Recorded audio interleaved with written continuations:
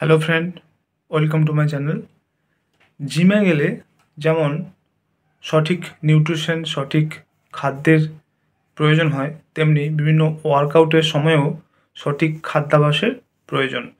তো আজকে জিমের জন্য যে ডায়েট চার্ট ফলো করা উচিত, আজকে সে বিষয়ে আলোচনা করব।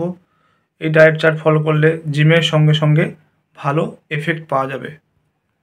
তাই শুধু জিম করলে হবে না বা ওয়ার্কআউট করলে হবে না, তার সঙ্গে সঙ্গে খাদ্যাভ্যাসটা খেয়াল রাখতে হবে, ডায়েটটা খেয়াল রাখতে হবে। চ্যানেল যদি নতুন, চ্যানেল সাবস্ক্রাইব করবেন। চলুন শুরু করে যাক।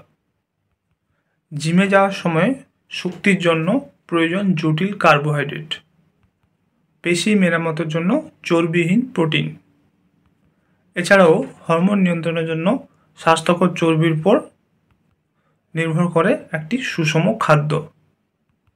এর মধ্যে গুরুত্বপূর্ণ গোটা শস্য, ফলমূল, শাকসবজি,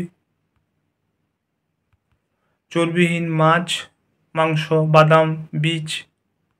এছাড়াও ওয়ার্কআউটের আগে এবং পরে বিশেষ করে হাইড্রেটেড থাকা প্রয়োজন।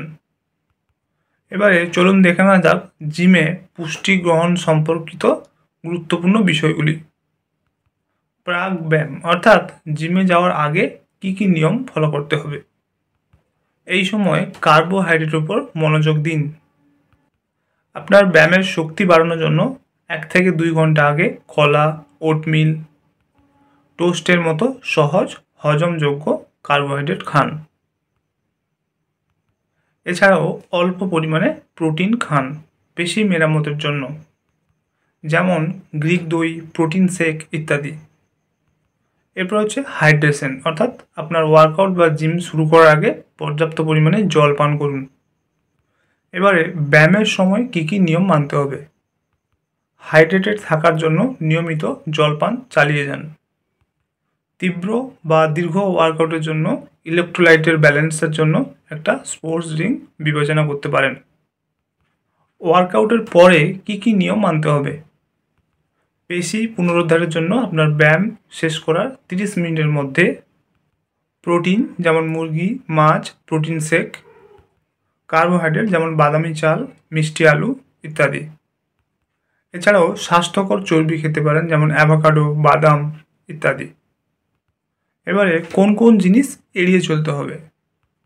উচ্চ চিনিযুক্ত খাবার, ক্যান্ডি, প্রক্রিয়াজাত খাবার এড়িয়ে চলুন, এতে আপনার শক্তির হ্রাস করে।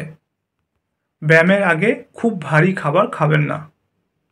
ভাজা খাবার, চর্বিযুক্ত মাংস খাওয়া সীমিত করুন। এছাড়াও একজন রেজিস্টার্ড ডায়েটিশিয়ান বা পুষ্টিবিদের সঙ্গে পরামর্শ করুন। তো আজকে জানলেন যে জিমে যাওয়া বা ওয়ার্কআউটের সময় কি কি খাদ্যাভ্যাস, কি কি ডায়েট ফলো করতে হবে এবং কোন কোন নিয়ম মানতে হবে, এছাড়াও কোন কোন জিনিস এড়িয়ে চলতে হবে, তাহলে প্রপার বেনিফিট পাবেন। ওয়ার্কআউট বা জিম যে কোনো একটা প্রপার বেনিফিট পাবেন। তো আজকের ভিডিও